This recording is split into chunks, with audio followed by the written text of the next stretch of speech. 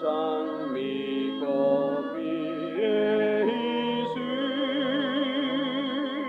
아직 맺혀 있는 그때에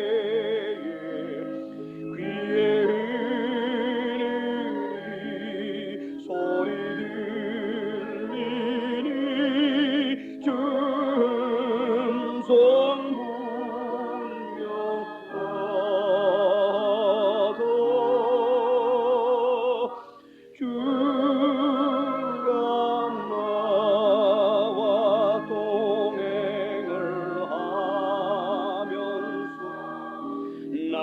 친구 삼으셨네. 우리 서로 받은 그 기쁨은 알 사람이 없도다.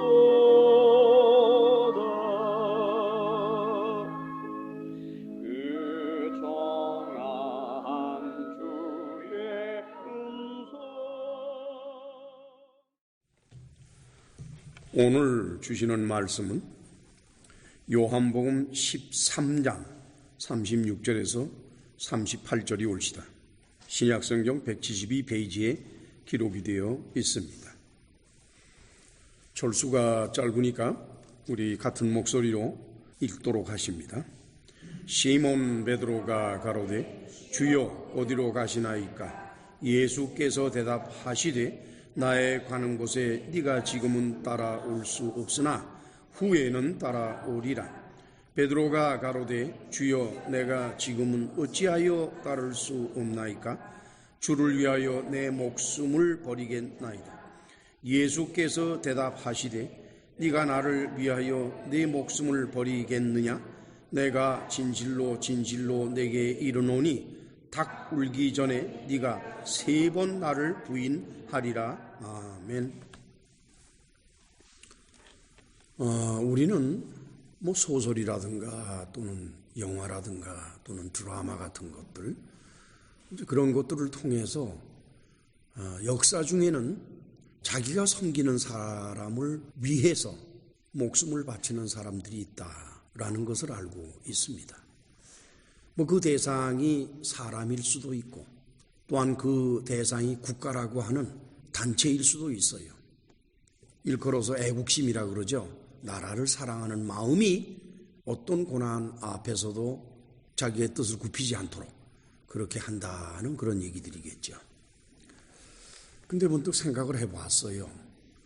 과연 우리가 내가 섬기는 주인을 위해서 죽겠다고 하는 그것과 그 다음에 내가 속한 단체, 그 단체를 위해서 내가 죽겠다. 우리가 세상을 살아가는 생명을 가진 사람으로서 죽는다 그러면은 모든 걸 다 잃어버리는 거잖아요. 그렇죠? 그러면 내가 섬기는 주인을 위해서 죽겠다. 죽고 나면 아무것도 없는데 그게 도대체 무슨 의미가 있겠느냐는 거예요.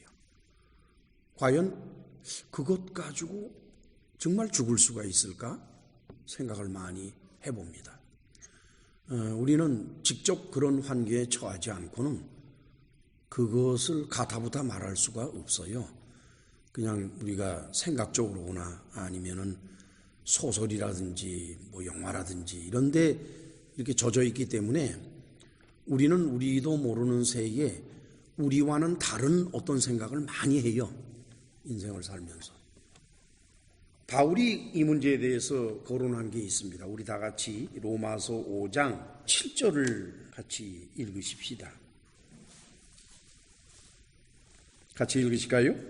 의인을 위하여 죽는 자가 쉽지 않고 선인을 위하여 용감히 죽는 자가 혹 있거니와. 바울이 그러는 거예요. 다른 사람을 위해서 죽는다는 것은 그렇게 쉬운 일이 아니다. 의로운 사람을 위해서 죽는다. 글쎄 그 의로운 사람이라고 하는 것은 바르게 살고 정직하게 살고 고든 길을 걸어가는 사람들이다. 그럼 그 사람을 위해서 죽겠다. 그럼 어찌 보면은 이것은 주종간이라고도 할 수가 있어요. 늘 말이죠. 신하들은 자기 주인이 의롭다고 생각을 해요. 우리 주인은 의로운 길을 걷는다. 그걸 대의라고 그러죠.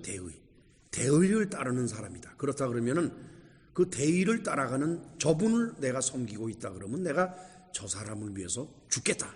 이제 이런 생각들을 하죠. 그게 이제 의인이란 말이에요. 그 다음에 선인을 위해서. 선인은 뭘 말할까? 내게 무언가를 베풀어 준 사람을 말할 겁니다. 그렇죠?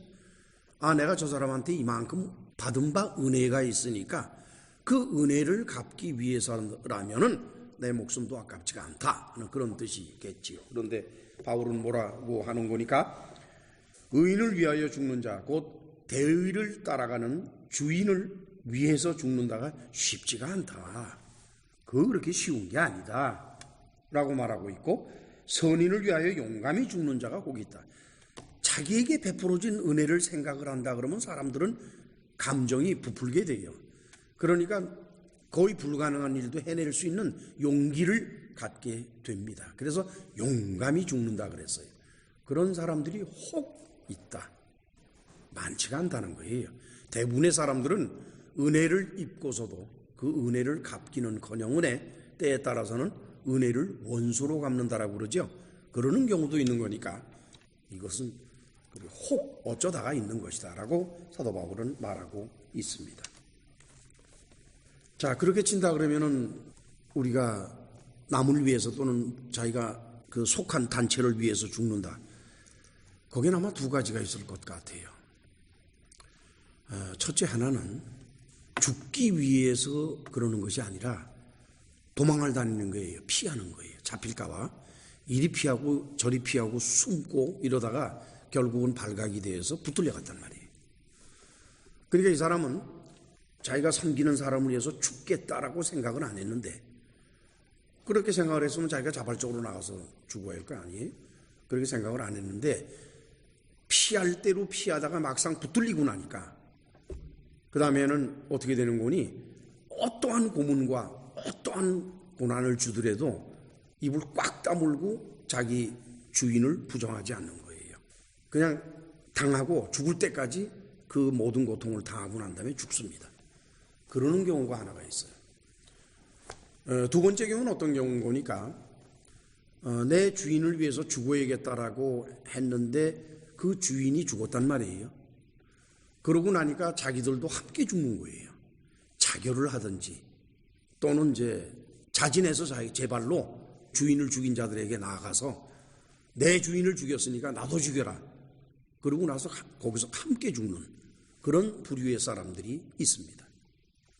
그 모든 것이 다 사실 바라는 것이 없는 거예요. 내가 죽음으로써 무엇인가 내게 보상이 온다 그러면은 그 보상을 바라고 죽을 텐데 그것이 아니잖아요.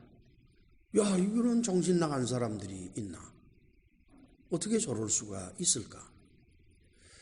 죽음이라는 건 참으로 두려운 것입니다. 죽음 앞에 서보지 않은 사람은 그 죽음이라는 게 얼마나 두려운가를 몰라요. 그리고 많은 사람들이 죽음이라는 두려움을 겪어보지 못했기 때문에 아주 쉽게들 얘기 잘해요. 천만의 말씀입니다. 죽음이라는 건 그렇게 쉬운 것이 아니고 가벼운 것이 아니에요. 죽는다는 것은 모든 것을 잃어버리는 것이기 때문에 아주 두려운 것입니다. 근데 그 두려움을 이겨낼 때, 그러면서 죽는 자리에 나아갈 때 그 사람이 타산적으로 할 수 있을까? 계산적으로 그 일을 할 수 있을까? 나는 나의 주인을 위해서 죽겠다 라는 결심만 가지고 되는 것일까? 아니면은 내가 사나이답게 떳떳이 죽음으로써 내 후손에게 더러운 이름을 남기지 않겠다 라고 죽는다고 해서 그렇게 되는 것일까? 저는 지나간 제 인생을 뒤돌아보면서 죽음까지는 가지 않았습니다만 아주 험난하고 위험하고 위태로운 지경에 처한 적이 참으로 많았어요. 그런 경우에 어떻게 그렇게 해서 넘어왔어요. 비굴하지 않게. 비굴하게 넘어왔다 그러면 그건 제가 할 말이 없죠. 근데 뒤돌아보고 생각을 하니까 그렇게 비굴한 짓은 안 했던 것 같아요. 그럼 어떻게 그런 아주 위기에 처하고 참으로 이제 큰일 났다 싶은 환경에 처했는데도 비굴하지 않게 떳떳하게 서서 기어서 나오는 것이 아니라 서서 걸어 나왔을까? 물론 상처를 많이 입고 손해도 많이 봤죠. 가만히 보니까요, 그게 신령도 아니더라고요. 용기도 아니더라고요. 그게 성격이더라고요. 사람이 성격이 그러면은 그걸 뚫고 나가게 돼 있어요. 그러니까 날 죽여라 뭐 이런 용기가 아닙니다. 세상에 두렵지 않은 게 어디 있어? 다 두렵죠. 그러나 성격이 그렇기 때문에 그 성격이 미는 대로 그 사람은 갈 수밖에 없어요. 지난 밤에 그걸 생각을 하면서 그러다 그러면 성격은 하나님이 주신 건데 그렇잖아요. 성격을 누가 주셨습니까? 하나님이 주셨잖아요. 그 하나님이 주신 대로 인생의 역경을 거쳐 살아가나? 그렇다 그러면 뭐 자랑할 게 아무것도 없구나. 뭘 위해서 그것처럼 허망한 일이 없겠다. 저는 오늘의 본문을 묵상하는 과정에서 그걸 처절하게 느꼈어요, 여러분. 베드로라 그러면은 대단한 강단이 있는 사람입니다. 그리고 어찌 보면은 힘도 있어요. 어부 생활을 쭉 해오면서 얼마나 팔 힘이 좋고 얼마나 힘이 좋겠어요. 뭐 실제로 예수님을 잡으러 온 사람들 중에서 베드로 그때 칼을 가지고 있었거든요. 그 말고라는 그 하인이 있었는데 그 사람의 귀를 끊어버렸잖아요. 확 쳐가지고서. 그랬던 사람이 오늘 본문 말씀에 예수께서 예언하시는 대로 네가 닭이 울기 전에, 그 얘기는 뭡니까? 오늘 밤이 새기 전에 나를 모른다고 3번씩이나 나를 부인할 거다. 그리고 실제로 또 그렇게 됐어요. 야, 그거 참 굉장히 결심이 굳은 것 같고 그러더니 어찌 그렇게 되었을까? 오늘은 사도 요한이 이 서신을 읽는 알렉산드리아에 있는 유대 지식인들 앞으로 자기들의, 즉 예수님의 제자들 간에서 있었던 부끄러운 일을 기록해 놓은 것을 우리는 발견하게 됩니다. 뭐 이거 안 기록해도 돼요. 뭐 그렇게 뭐 좋은 일만 좀 기록해도 되고 신나는 일들, 자랑할 만한 일들만 기록하면 되지. 뭐 이렇게까지 베드로가 예수님을 부인하는, 그러니까 배신한 거잖아요. 그런 배신의 사연들을 이렇게 기록을 해 놨을까? 저는 본문을 읽고 지난 한 주간 동안 고민하면서 베드로는 그냥 3번 부인했대요. 우리도 정신 차려야 돼. 뭐 어쩌고 저쩌고 그런 차원에서가 아니라 왜 요한이 이걸 기록했을까? 그게 너무 궁금한 거예요. 자, 이제 우리 하나씩 살펴가십시다. 제일 먼저 36절을 같이 읽으실까요? 시몬 베드로가 가로되 주여 어디로 가시나이까? 예수께서 대답하시되 나의 가는 곳에 네가 지금은 따라올 수 없으나 후에는 따라오리라. 이 말씀은 바로 그 앞에서부터 연결이 되는 것이니까 예수께서는 그 앞에 뭐라고 말씀하시는 거니? 당신이 아버지께로부터 영광을 받았다라고 하셨어요. 그러면서도 너희들은 내가 가는 곳에 따라올 수 없다라고 하셨어요. 이 영광을 받았다고 하는 것이 이제 신약시대에 사는 우리들, 이 성경을 다 읽고 이 스토리를 아는 우리들이 바라보면은 그 영광은 무슨 영광인 거니? 하나님의 나라에서 영광이죠. 그렇죠? 그러나 이 당시에 제자들이 예수님과 함께 식탁에 앉아서 있을 때에 예수께서 내가 영광을 받았다 그러면은 그건 무슨 영광을 받았다고 제자들이 생각을 했겠습니까? 제자들은 하나님의 나라의 영광을 생각을 못해요. 지금 여기서는 이제 하나님한테 제가를 받으셨구먼, 이제 이스라엘의 왕이 되는 제가를 받으셨어요. 그러니까 영광을 받으셨다라고 하는구나 라고 생각을 했을 거예요. 그런데 그렇게 하나님께 제가를 받아서 이제 이스라엘 왕으로 등극을 할 양이라면은 제자들 데리고 오손도손 뭐 지난주에도 말씀을 드린 것처럼 외무부장은 누가 해라, 뭐 재정부장은 유다가 해라, 뭐 이렇게 자리 배치를 시켜주면 좋잖아요, 여러분. 여러분 오늘날 대통령 선거할 때 어떻게들 해요? 후보자는 자기가 대통령이 되면 누구누구를 장관으로 어떻게 임명하고 그 다음에 자기를 대통령으로 만들기 위해서 애를 쓰고 수고한 모든 사람에게 자리 한 자리씩은 다 줘야 돼요. 그거 안 주면 안 돼요. 그런데 예수님 지금 그 얘기는 안 하시고 나 지금 어디로 가는데 그 자네들은 못 따라오네. 아니 뭐 여태껏까지 그냥 막 열심히 해왔는데 뭐 남들이 뭐라 그래도 유대인들이 뭐라 그래도 하여간 자기들은 그냥 목숨 걸고 정말 그야말로 주님을 섬기면서 따라왔는데 이제 막판에 와서 이거 나 몰라라 하실 거냐 이거예요.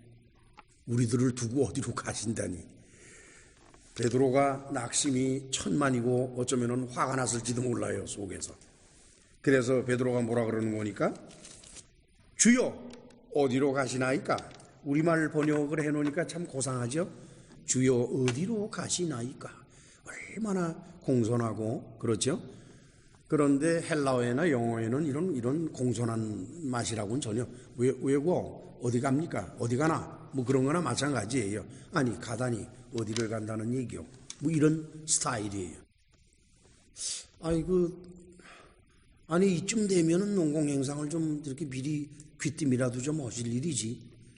뭐 가긴 어디로 가시려고 지금 이러는 겁니까? 그러는 내용이에요. 그 배경이 그렇게 되는 겁니다. 그랬더니 예수께서 뭐라 그러시는 거니까 나의 가는 곳에 네가 지금은 따라올 수 없지만 후에는 따라올 것이다. 이거 굉장히 소망스럽다고 느껴지지 않아요, 여러분? 이봐, 내가 지금 하고자 하는 일을 자네들하고 내가 이렇게 자세하게 얘기를 못해요. 근데 내가 미리 가서 다 이렇게 조치를 해놓을 테니까 나중에 따라오라고 하는 거나 마찬가지예요. 이거는 아주 소망스러운 거예요. 그래요? 여러분, 그 다음을 봅시다. 37절. 베드로가 가로되 주여 내가 지금은 어찌하여 따를 수 없나이까? 주를 위하여 내 목숨을 버리겠나이다. 베드로가 느닷없이 왜 지금 못 따라가는 겁니까? 뭐 나중에 갈 거라면 지금이라도 갈 수 있는 거 아닙니까? 왜 자꾸 슬슬 이렇게 미시는 거냐 이게. 그러면서 뭐라 하는 거니? 내가 죽음이라도 불사하겠다고 나왔어요. 여러분들이 이때 베드로의 마음이 죽겠다는 마음 같았어요? 죽으려 하는 사람은 뭐 바라는 게 있으면 안 됩니다. 여러분, 바라는 게 있는 사람은 못 죽어요. 아까워서. 그 바라는 것을 성취하고 얻어야지 어떻게 죽습니까? 지금 베드로는 다른 제자들과 마찬가지로 뭔가 바라는 게 있어요. 예수님한테. 그거는 현실적인 거예요. 그런 사람이 주를 위해서 죽겠다? 그건 불가능한 일입니다. 자, 이 문제에 관해서 공관복음서, 다른 복음서에서는 어떻게들 얘기를 했는지 우리 자세히 살펴보도록 하십시다. 그건 우리 모두에게 아주 유익을 줄 것입니다. 마태복음 26장 31절에서 35절까지입니다. 같이 읽으실까요? 때에 예수께서 제자들에게 이르시되 오늘 밤에 너희가 다 나를 버리리라. 기록된 바 내가 목자를 치리니 양의 떼가 흩어지리라 하였느니라. 그러나 내가 살아난 후에 너희보다 먼저 갈릴리로 가리라. 베드로가 대답하여 가로되 다 주를 버릴지라도 나는 언제든지 버리지 않겠나이다. 예수께서 가라사대 내가 진실로 내게 이르노니 오늘 밤 닭 울기 전에 네가 3번 나를 부인하리라.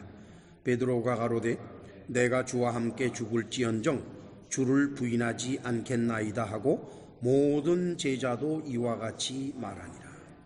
예수께서는 이런 말씀을 하셨다라고 마태는 기록하고 있습니다. 물론 마태뿐만 아니라 마가도 이와 아주 유사하게 기록을 했기 때문에 마가복음도 함께 읽을 필요는 없을 것 같아요. 그저 단어 몇 자 차이 나는 정도이기 때문에 제자들에게 뭐라고 말씀하시는 거니? 오늘 밤에 뭐 다른 날도 아니고 당장 오늘 밤에 너희가 다 나를 버릴 것이다. 나를 버리고 너희가 도망칠 것이다. 근데 그것은 성경에 기록되어 있는 예언대로 그렇게 하는 것이다. 그것은 스가랴서 13장 7절에 기록이 되어 있습니다. 구약으로 1324페이지 스가랴서 13장 7절 같이 읽으실까요? 만군의 여호와가 말하노라. 칼아 깨어서 내 목자 내 짝된 자를 치라. 목자를 치면 양이 흩어지려니와 작은 자들 위에는 내가 내 손을 들이우리라. 예수께서는 당신이 하나님의 짝이라 이게. 그러니까 예수님이 하신 말씀을 이렇게 들어보면은요, 예수님은 당신 자신이 하나님이라는 것을 아주 여러 번, 한두 번이 아니에요. 아주 여러 번 비유적으로나 또는 상징적으로나 그렇게 말씀을 하십니다. 그런데 사람들은 남의 말을 들을 때 그 사람의 마음으로 듣지를 않아요. 자기 귀로 듣습니다. 그렇기 때문에 상대편의 마음을 읽을 생각을 안 하고 자기 자신의 마음에다가 상대편이 한 말을 옷을 입혀버려요. 그러니까 참 남의 말을 허드레고 내 말이고, 그렇죠? 그게 보통 사람들이 하는 일들이에요. 성경을 읽을 때는 그런 자세로 읽어서는 안 됩니다. 성경을 읽을 때에는 나를 버려야 돼요. 제일 먼저. 나를 버리지 못하는 사람은 평생을 성경을 읽어도 성경 속에 담겨져 있는 그 참 뜻을 모르고 지나갑니다. 다만 자기의 생각을 정당화시키고 그리고 자기를 점점 더 단단하게 만들어요. 그러니까 성경이 그 사람을 위해서 변화를 일어나도록 해주는 것이 아니라 성경을 이용해서 그 사람은 절대로 변할 수 없이 점점 더 단단하게 굳어져 간다. 그것이 기독교 교회 안에 있는 엄청나게 많은 교인들의 진면목이에요. 여러분 보세요. 여러분 스스로 자신을 보시고 과연 성경을 존중하고 있는가? 아니에요. 자신이 가지고 있는 것을 정당화시키는 것으로서 성경을 이용하는 것에 익숙해 있습니다. 예수께서는 스가랴서의 예언을 인용하심으로써 짝된 목자라, 내가 목자다 이게. 근데 내가 하나님의 짝이다 이거예요. 그렇죠? 나는 하나님이다. 이렇게 되는 겁니다. 그 예언이 이루어지게 하려고 결국 너희들은 흩어지게 될 것이다. 왜냐? 목자인 내가 당하니까. 그렇죠? 그렇다 그러면 너희들은 도망가서 흩어져서 도망갈 수밖에 없을 것이다. 그렇게 했어요. 그러면서 32절에 그러나 내가 살아난 후에 너희보다 먼저 갈릴리로 가겠다. 어이구, 죽었다가 살아난 후에 어떻게 하실래나고 봤더니 갈릴리로 간대요. 그럼 무슨 느낌이 여러분 안 드십니까? 예수님과 예수님의 제자들은 어디 출신입니까? 갈릴리 출신이에요. 그리고 가버나움을 중심으로 해서 사역을 하셨어요, 예수께서. 그리고 갈릴리 일대가 예수님의 활동 지역이었습니다. 그리고 예수님도 베드로도 나머지 제자들도 가룟 유다만 제외하고 전부가 다 갈릴리 사람들이기 때문에 그들은 갈릴리 사투리를 써요. 경상도 사투리, 전라도 사투리가 있듯이 갈릴리 사투리를 써요. 그러니까 그 사람의 말만 들어도 이 사람이 어느 동네 사람인지를 금세 알아요. 갈릴리에서 시작을 하셨는데 그러니 유대 땅에 와서는 어떻게 돼요?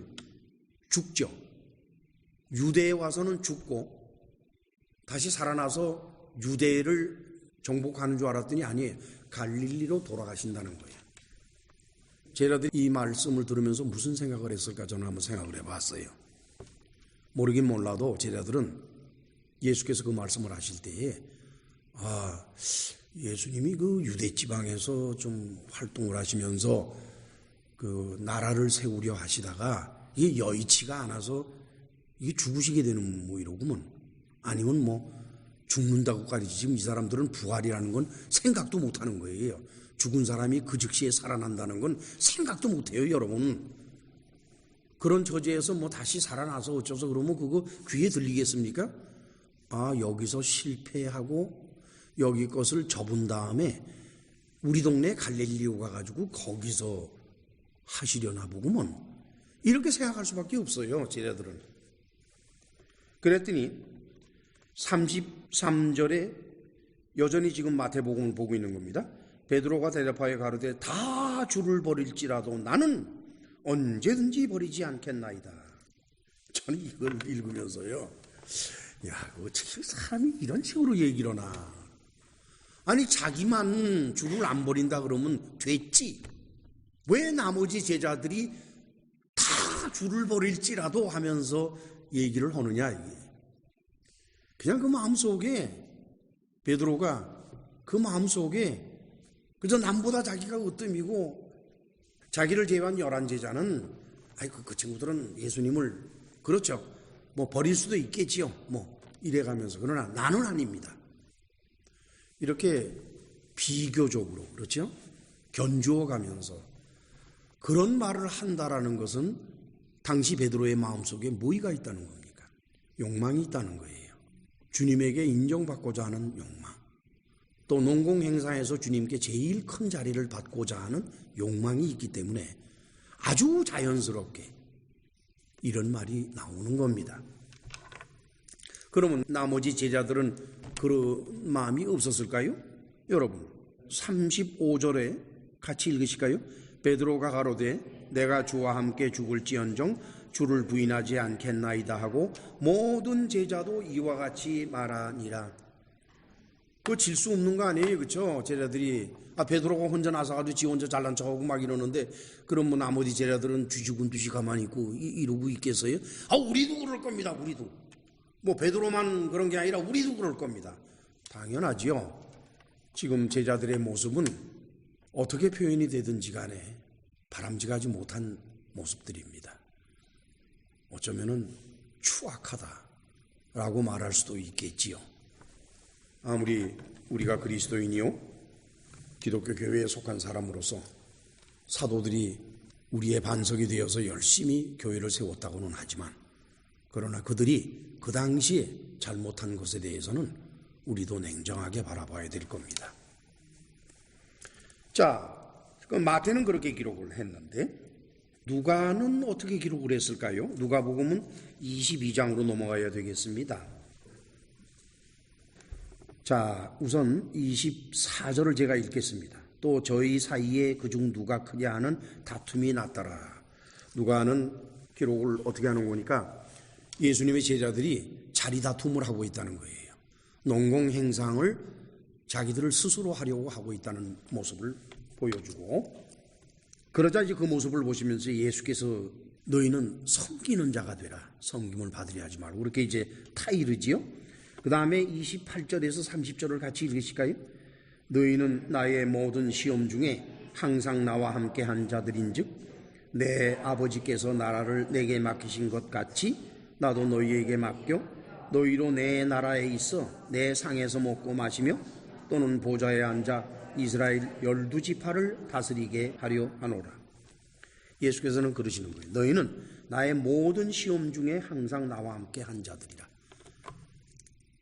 저는 이 말씀을 이렇게 읽으면서요, 이게 무슨 말씀인가.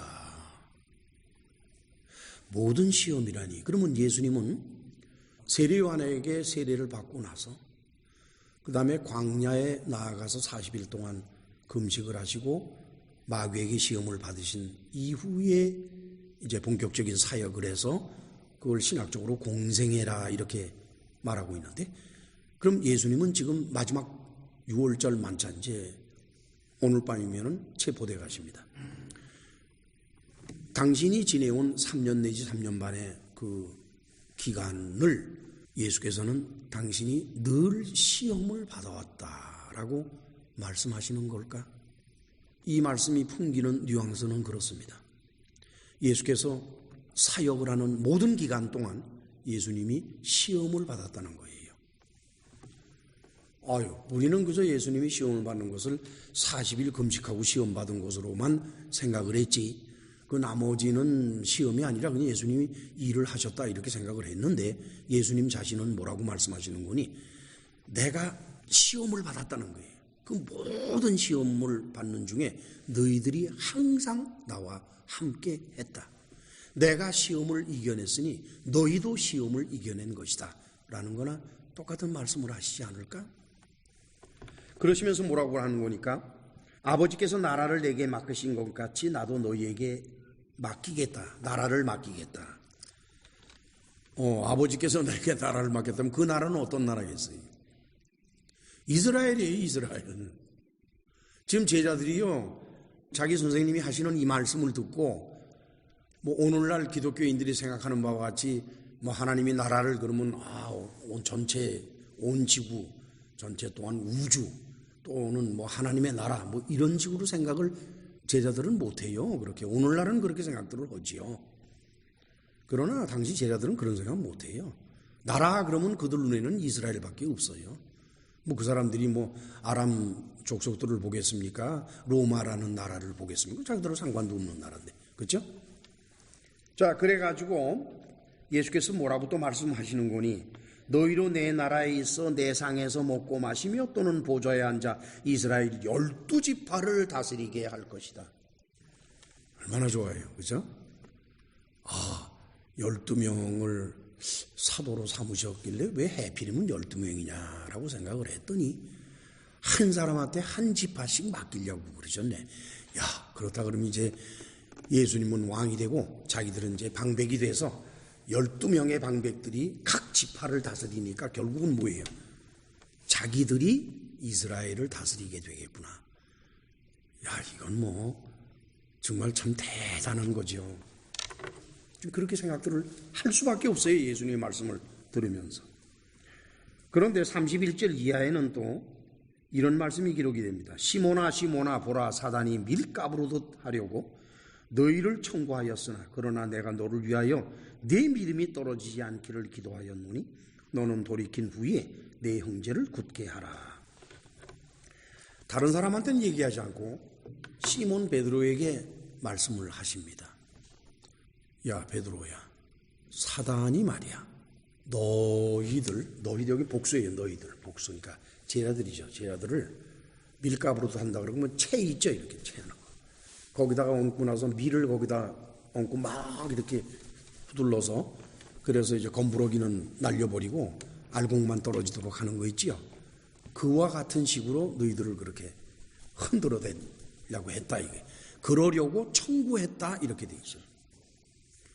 청구했다라고 하는 것은 그 원어의 뜻이 허락을 받는 거예요.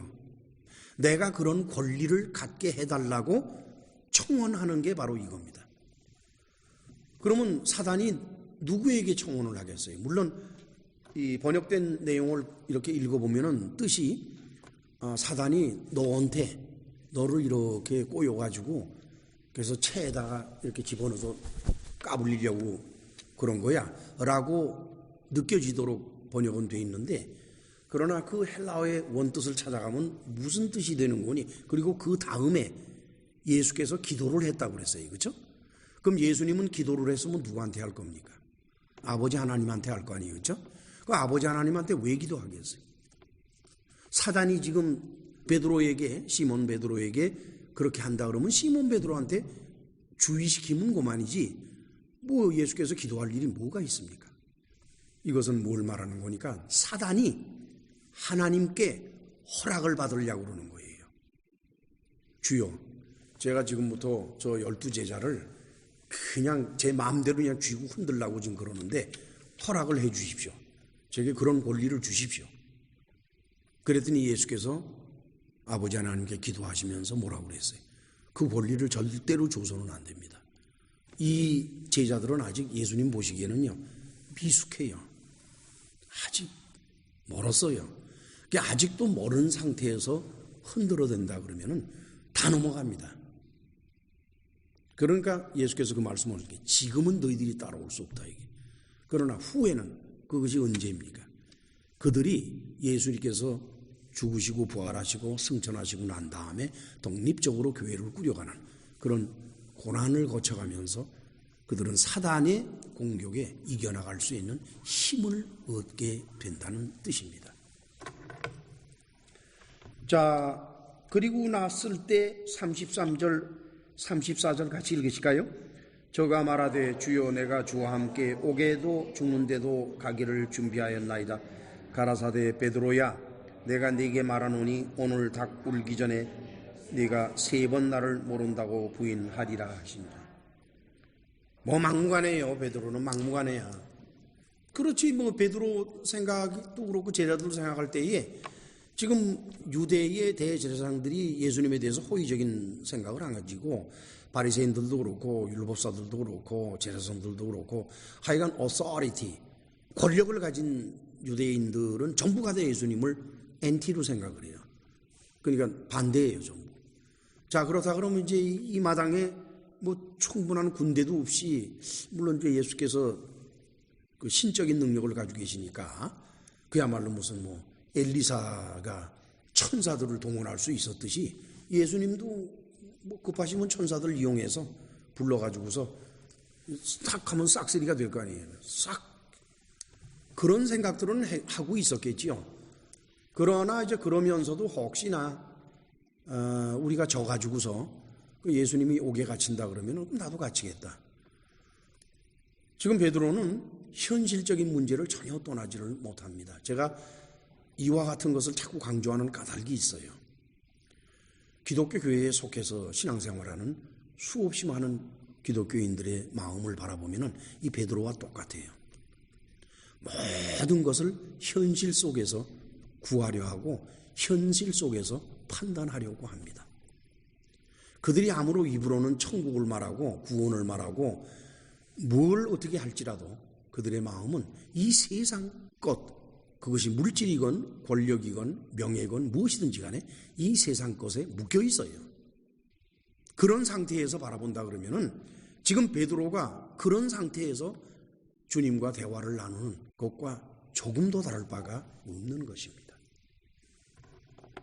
그랬더니 예수께서 베드로야 네게 말하노니 오늘 닭 울기 전에 네가 3번 나를 모른다고 부인할 것이다.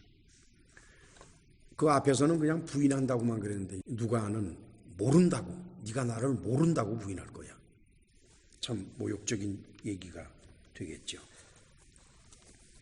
자 그런데 오늘 본문 말씀을 바라보니까 38절 같이 읽으실까요? 예수께서 대답하시되 네가 나를 위하여 네 목숨을 버리겠느냐? 내가 진실로 진실로 네게 이르노니 닭 울기 전에 네가 3번 나를 부인하리라. 예수께서는 아주 간단하게 말씀하신 거로 요한은 기록을 해요. 누가도 그렇고 마태도 그렇고 마가도 그렇고 기록이 좀 복잡합니다. 베드로에 대한 그 표현이 좀 복잡한데 요한은 아주 짤막하게 기록을 하면서 아주 클린하게 그렇게 기록을 해요. 닭 울기 전에 네가 3번 나를 부인할 것이다. 여기서 부인하다라고 번역된 헬라어의 뜻은 어떤 사실을 아니라고 말하는 것이죠. 그런데 특별히 어떤 경우에 그 단어를 쓰는 거니? association with라 그래가지고 누구와 상관관계를 가질 때 어떤 사람과 상관관계를 가지고 있는데 어떤 관계를 가지고 있는데 그것을 부인하는 거예요. 아니라고. 그걸 말합니다. 자, 그럼 실제로 어떤 일이 벌어졌을까요? 자, 우선 마태복음을 찾아가 보십시다. 실제로 어떤 일이 벌어졌는지. 마태복음 26장의 69절입니다. 48페이지. 69절을 같이 읽으실까요? 베드로가 바깥뜰에 앉았더니 한 비자가 나와 가로되 너도 갈릴리 사람 예수와 함께 있었도다 하거늘. 여기 지금 예수님에 대해서 뭐라 그러는 거니? 갈릴리 사람이라고 그러죠. 그렇죠? 비자라고 한 거는 servant, women servant예요. 여자 하인. 그걸 비자라고 우리말로 번역을 했는데 바깥에 앉았을 때 그 여자 하인이 나와가지고서 너도 갈릴리 사람 예수와 함께 있었다 이러는 거예요. 그랬더니 베드로가 모든 사람 앞에서 부인하여 가로되 나는 네 말하는 것이 무엇인지 알지 못하겠노라. 첫 번째죠. 그 다음에 71절을 같이 읽으실까요? 앞문 각까지 나아가니 다른 비자가 저를 보고 거기 있는 사람들에게 말하되 이 사람은 나사렛 예수와 함께 있었도다 하매 베드로가 맹세하고 또 부인하여 가로되 내가 그 사람을 알지 못하노라 하더라. 지금 베드로가요 뭐 끌려 들어가서 뭐 형틀에 묶여가지고 너 나사렛 예수하고 함께 있었잖아 뭐 이래가지고 고문을 당하고 하는 것도 아니에요. 그냥 지금 여자 하인이에요. 그 여자 하인이 와가지고 너 같이 있었잖아. 그러면 그냥 말하기가 싫으면은 말 안 하면 돼요. 그냥 씨 굽고 그냥 말아도 되고 거기야 뭐 그때 긴장돼가지고 웃음이나 나오겠나 모르겠지만은 하여간 그렇게 굳이 말할 필요까지는 없어요. 그런데 손을 흔들어대고 주변 모든 사람에게 다 얘기하는 거예요. 여러분. 이제 여자 하녀가 물었으면 그 여자한테만 얘기할 거지. 뭘 그렇게 동네방네 하면서 이렇게 얘기를 합니까? 그 형틀에 묶인 것도 아닌데. 놀라운 건 여러분들도 똑같이 그렇게 될 거예요. 지금 이 상황이 어떤 상황인 거 보니까 거기에 대제사장들 다 모였죠. 내노라 하는 유대인들 다 모였어요. 거기. 그래가지고 예수님을 가운데 두고 막 침을 뱉고 때리고 욕지거리를 하고 말이죠. 그 다음에 뭐 죽여라 그러고 난리예요 지금 여기가. 그냥 베드로가 그걸 보더니 그냥 겁에 팍 질려버린 거예요. 겁에 질려가지고서 이러고 있는데 이제 여자 하인이 와서 얘기하니까 나 몰라 이렇게 되는 거죠. 이거 참 그러네요. 그렇죠? 그 다음에는 이제 73절 계속 읽으십시다. 조금 후에 곁에 섰던 사람들이 나와 베드로에게 이르되 너도 진실로 그 당이라 네 말소리가 너를 표명한다 하구나. 저가 저주하며 맹세하여 가로되 내가 그 사람을 알지 못하노라 하니 달기 곧 울더라. 여기에 보면 말이죠. 조금 후에 곁에 섰던 사람들이 나와. 이제는 이제 그 여자 하인들이 아니에요. 이제 거기 있는 유대인들이에요. 남자들. 이 사람들이 나와가지고서 그냥 이거 아무것도 아닌 건다 이렇게 싶었더니 이 사람 말투 좀 봐요. 갈릴리 사투리 아닌가 이거. 그러면 예수도 갈릴리 사람이니까 그 한통속이 아닌가. 내 말소리를 들으니 당신 사투리가 똑같은 거야. 당신 갈릴리 사람이니까 같은 당이야. 그랬더니 마가복음도 물론 그렇게 기록을 했습니다만 저주하면서 맹세했다고 그랬어요. 저주하면서 맹세한다는 건 무슨 뜻인 거니? 베드로가 예수님을 저주한다는 뜻은 아닙니다. 내가 한 말이 틀리다면은 내가 하나님께로부터 저주를 받으리라는 거예요. 그거는 그러니까 꼭 저주를 받겠다 하는 그런 것보다도 그 이스라엘 사람들은 그게 입에 배에 있어요. 어떤 일을 할 때 이것이 사실이 아니면 내가 저주를 받겠다. 이거는 그래 습관적으로 하는 얘기들이에요. 습관적으로. 그러니까 그거에는 뭐 이렇게 큰 의미를 두실 필요는 없습니다. 지금 베드로는 극단적인 방법으로 부인을 하고 있는 것입니다. 그 다음에 75절 같이 읽으실까요? 이에 베드로가 예수의 말씀에 닭 울기 전에 네가 3번 나를 부인하리라 하심이 생각나서 밖에 나가서 심히 통곡하니라. 마태복음에는 베드로가 그러고 나서 달기 우니까 내가 예수님이 하신 말씀대로 하고 말았구나. 그냥 죽겠는 게 이렇게 밖에 나가서 막 울어요. 슬피 통곡을 했다 그랬어요. 그러나 그때는 이미 늦었죠. 예수님은 베드로가 그렇게 하는 모습을 보시고 계셨기 때문에 뭐 어쩔 수 없는 일이올시다. 근데 마가복음 기록을 살펴보니까 마가복음에는 조금 다른 방향으로 기록을 했더라고요. 그 마가복음 14장의 71절 이하를 같이 읽으실까요? 같이 읽으십시다. 베드로가 저주하며 맹세하되 나는 너에게 말하는 이 사람을 알지 못하노라 하니 달기 곧 2번째 울더라. 이에 베드로가 예수께서 자기에게 하신 말씀 곧 달기 2번 울기 전에 네가 3번 나를 부인하리라 하심이 기억되어 생각하고 울었더라. 마가는 상당히 자세하게 기록하는 것 같아요. 예수께서 새벽닭이 울기 전에가 아니라 닭이 2번 울기 전에, 그러니까 첫 번 닭이 울 때가 아니고 두 번째 울기 전에 네가 3번 나를 부인할 것이다. 아주 상당히 자세하게 기록했죠, 그렇죠? 그러니까 마태의 기록이나 누가의 기록과는 다릅니다. 마가복음을 기록한 마가 요한은 사도 베드로에게 많은 영향을 받은 사람입니다. 그 사람은 베드로를 추종을 했고, 또한 이제 로마에도 함께 가고 베드로를 많이 따라다닌 사람이 마가 요한이라 그래요. 그리고 글쎄요, 그게 사실인지 아닌지는 몰라도 성서신학자들 주장에는 마가복음을 기록하게 된 게 결국 로마에 있는 교인들이, 기독교인들이 베드로가 죽고 난 다음에 이제 베드로가 죽고 났으니까 그 베드로의 구수한 그 말, 그 예수님에 대한 이야기를 어떻게 들을 수 있겠느냐. 그래서 마가 요한에게 부탁을 했대요. 당신은 베드로를 제일 잘 아니까 베드로가 한 말 이런 여러 가지를 다 정리해서 우리에게 책을 좀 써서 보내달라. 그래서 마가복음을 기록했대요. 그렇게 친다 그러면 베드로가 닭이 2번 울었다는 것은 베드로 외에는 알 수가 있는 것이 아닐 겁니다. 자기가 어느 순간에 그렇게 되었다라는 것을 베드로가 알았다 그러면은, 그런데 그러는 와중에서도 마가복음의 기록을 따라간다 그러면은 베드로의 완악함이 보여요. 닭이 첫 번 울 때 베드로는 깨달았어야 될 것입니다. 그러나 첫 번 울 때도 그냥 넘어갔다는 거예요. 마가는 그렇게 기록을 해요. 그래서 언제 베드로가 깨달은 거니? 2번 울 때, 닭이 2번 울 때 비로소 베드로가 깨달았다는 얘기입니다. 저는 이 글을 읽으면서 마가가 왜 그렇게 기록했는지를 이해가 되고, 참 우리의 인생길에서 우리는 첫 번째에 하나님의 경고를 늘 들었어야 되는데, 뒤돌아보니까 말이죠, 2번, 3번 하나님의 경고가 지나도 잘 듣지 않고 살아왔던 게 우리들인 것 같아요.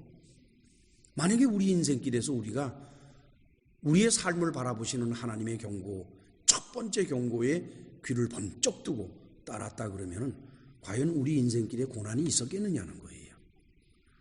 우리 주님께서 우리와 함께 하신다 그러면 그분이 우리를 고난 속으로 몰아넣으시겠습니까? 안 넣으시겠습니까? 아니에요. 안 넣으세요. 그래서 주님께서는 우리에게 수시로 경고를 해 주십니다. 어떤 방법으로든지. 그런데 미련한 우리, 즉 탐욕에 차 있는 우리는 우리 주님의 경고를 무시해버리고 가다가 결국 어떻게 돼요? 마지막 단계에 가서 깨닫게 되지만 이미 늦었어요. 나와서 통곡을 하지만 이미 늦어버리는 것이 바로 우리의 인생입니다.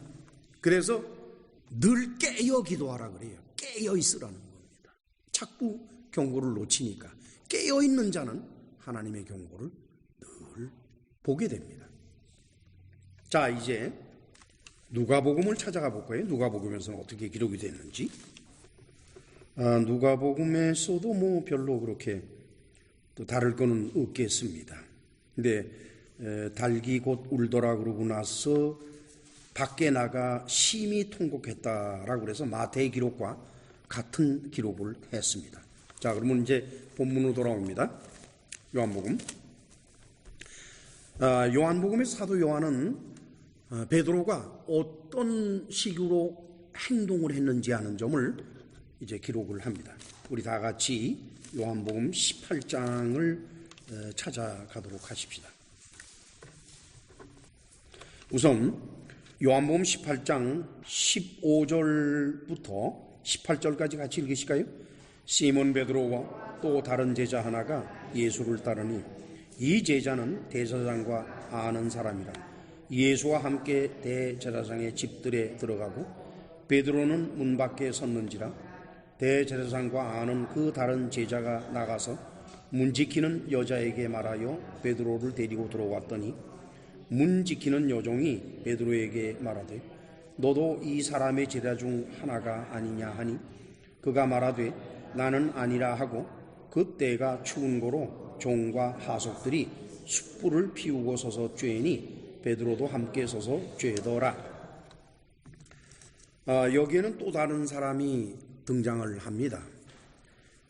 베드로 혼자 따라간 줄 알았더니 아니에요. 또 다른 제자가 있어요. 그런데 요한복음에는 그게 어떻게 기록이 되어 있는 거니까 대제사장과 아는 사이라고 기록이 되어 있습니다.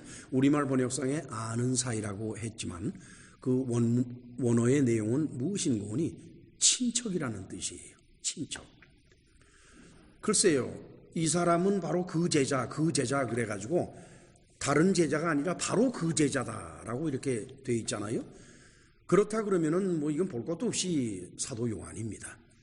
그럼 사도 요한이 어떻게 돼서 대제사장들과 인척 관계가 됐는지 그건 알 수가 없어요. 그거는 복음서 어디에도 그거는 기록이 되어 있지가 않아요. 그리고 요한도 분명히 갈릴리에서 어부로서 고기잡이를 했다 그러면 그 사람도 마찬가지로 갈릴리 사투리를 썼을 텐데, 그러면 요한에 대해서는 이 여자 하인이 뭐라고 말 안 하고 베드로만 가지고 물고 늘어졌다 이런 얘기입니다. 그렇다 그러면은 아마도 이 여자 하인은 사도 요한이 와가지고 이 사람 내가 아는 사람이니까 그네 데리고 들어갈 테니까 그렇게 해요 라고 했을 때 비록 갈릴리 사투리를 쓴다 할지라도 대제사장의 일가 친척이라는 것을 알았기 때문에 아마 이 사람에 대해서는 더 이상 말하지 않고 다만 베드로만 가지고 붙들고 늘어졌다 이렇게 보는 겁니다.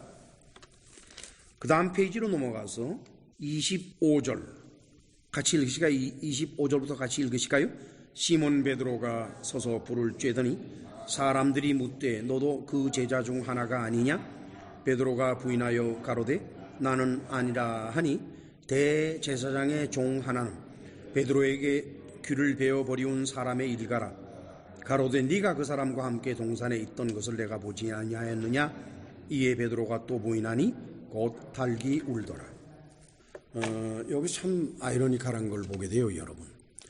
지금 여기에 아주 정확한 증인이 하나 나타났어요. 뭐냐? 겟세마네 동산에서 예수님을 체포하고자 할 때 그때 베드로가 칼을 빼서 말고의 귀를 베었다고 그랬죠. 그 말고 귀 베임을 당한 그 사람, 말고와 여기에 있는 이 사람이 친척이래요. 그래가지고 그 사람이 하는 얘기가 나 너 봤어. 거기 있었어. 너 예수하고 같이 거기 있었어. 네가 내 친척인 사람의 귀를 칼로 뺐잖아. 그렇게 말했단 말이에요. 그랬는데 베드로가 부인을 하거든요. 아니라고. 근데 놀라운 거는 아무도 베드로를 잡으려고 그러질 않아요. 너 그 사람 아니야? 너 같은 패거리 아니야? 뭐 이러면서 그렇게만 하는 거지 베드로를 잡으려고 하지를 않아요. 또 봐서 그냥 잡아버릴 것 같은데 그렇잖아요? 뭐 내친 김에 뭐 선생 잡으면 제자 잡는 거에까지 어렵습니까? 근데 안 잡아요. 증인이 있는데도 잡지를 않아요. 저는 여기에서 이 말씀을 묵상하면서 왜 잡지 않았을까? 참 궁금하기 시작하더라고요. 그래서 여러 가지 가능성을 생각해 봤어요. 첫째는 이건 공식적인 재판이 아니기 때문에 이 사람을 잡을 수는 없겠다. 율법상에 잡을 수는 없겠다. 이스라엘의 율법에는 말이죠. 어떤 죄가 있다 그러면은 그 현장에서 잡아야 돼요. 현장에서 잡지 않은 것은 그건 효력이 아주 떨어집니다. 그래서 그런 것 같기도 하고, 그 다음에는 이제 너 그 사람 아니야 한 사람들이 지금 산발적으로 나타났으니까 그렇고, 그 다음에 두 번째는 어떤 가능성이 있을까 생각해 봤어요. 얼마든지 베드로가 붙잡힐 수 있는 환경과 여건이 이처럼 무르익었음에도 불구하고 하나님께서는 내 목자를 치면은 그러면 양이 도망을 갈 것이다 하는 그 예언을 이루시기 위해서 그들의 손을 묶어가지고 결국은 베드로가 잡히지 않도록 해 주셨겠구나, 그런 생각을 해봤습니다. 오늘의 말씀을 묵상하고 그러면서 비록 정말 베드로가 말이죠, 우리가 흔한 말로 생각하는 것처럼 그렇게 뭐 대단히 의로운 사람이라든가 영웅적인 사람이라든가 뭐 충성심이 강하다든가 뭐 이런 식으로 표현하기는 어려울지라도, 그리고 사실상 지금 사도 요한은 이 베드로의 이 사건을 기록하면서 그 사람의 목적은 베드로에게 있는 게 아닙니다. 뭐 베드로를 폄하하려고 하는 것도 아니고, 또한 베드로의 그 사건을 가지고서 뭐 사람들의 궁금증을 덜기 위해서 이런 일이 있었어요. 나는 좀 직접 봤기 때문에 더 잘 알지, 뭐 이래서 한 것도 아닙니다. 저는 이렇게 결론을 봤어요. 아, 요한의 의도를 알겠구나. 그건 무엇이냐? 지금 예수께서 잡혀 들어가고 또 그 과정에서 가룟 유다가 예수님을 넘기고, 또한 베드로는 예수님을 모른다고 부인하고, 어찌 보면은 제자들이 다 예수님을 배신한 건데 나머지 제자들은 다 도망갔고, 그렇다면 예수님을 배신한 거나 마찬가지예요. 그래서 유대인들은 예수께서 제자들에게 배신을 받았다라고 조롱하고 있지만 그게 아니라는 거예요. 그게 아니라 이 모든 것들은 성경의 예언 말씀, 스가랴서, 내가 내 목자를 짝된 목자를 칠 것이니 그리하면 양이 흩어지리라 하는 그 성경의 예언의 말씀을 이루시기 위해서 하나님이 직접 하신 것이라는 거예요. 거듭거듭 요한은 강조를 합니다. 아마도 이 요한복음을 받아 읽는 알렉산드리아에 살고 있는 유대 지식인들은 이 서신을 읽으면서 아마 점점 더 마음에 확신이 올 거예요. 예수는 하나님이 보내신 자로구나. 이 자를 믿어야만 된다 라는 확신이 점점 들 거예요. 그리고 사도 요한은 지금 그 방향으로 이 사람들을 몰고 갑니다. 무슨 결론을 내리려고요? 요한복음 20장을 찾아갑시다. 요한복음 20장의 30절에서 31절 같이 읽으실까요? 예수께서 제자들 앞에서 이 책에 기록되지 아니한 다른 표적도 많이 행하셨으나 오직 이것을 기록함은 너희로 예수께서 하나님의 아들 그리스도이심을 믿게 하려 하며 또 너희로 믿고 그 이름을 힘입어 생명을 얻게 하려 함이니라. 복음서의 기록의 목적은 오직 하나입니다. 예수께서 하나님의 아들이신 것을 믿어라. 그리고 그 이름을 힘입어서 영생을 얻어라. 그러기 위해서 사도 요한은 바로 유다의 사건을 기록을 했고, 그리고 베드로의 사건까지도 기록을 하되 유다와 베드로에 초점을 주지 아니하고 오히려 그런 사건이 벌어질 수밖에 없는 하나님의 당위성, 곧 구약의 예언사항, 그것이 실천되는 것이라 해서 예수님을 하나님께서 보내신 분이다, 이렇게 알려줬죠. 기도합시다. 전능하시고 자비로우신 하나님 아버지, 우리가 성경을 읽을 때에 그 성경 속에 담겨진 큰 의미와 특별히 그 성경을 기록한 사람의 의도를 찾아내는 것은 참으로 중요한 줄로 알고 있습니다. 오늘도 복음서를 왜 읽어야 되는지, 우리가 성경을 왜 읽어야 되는지 그것을 명백하게 깨달을 수 있도록 인도해 주심을 감사합니다. 예수께서 하나님의 아들이시오, 하나님이 보내신 자시오, 이 땅에 그리스도로 오셨기 때문에 그 이름을 힘입어서 영생을 얻는 그것이 목적이 되어서 성경이 기록되었고, 성경을 읽는 모든 사람이 그것을 깨달아 알 수 있게 되게 하기 위해서 성경이 이 땅에 있다는 것을 확신하면서 하나님께 감사를 드립니다. 예수님의 이름으로 기도합나이다. 아멘.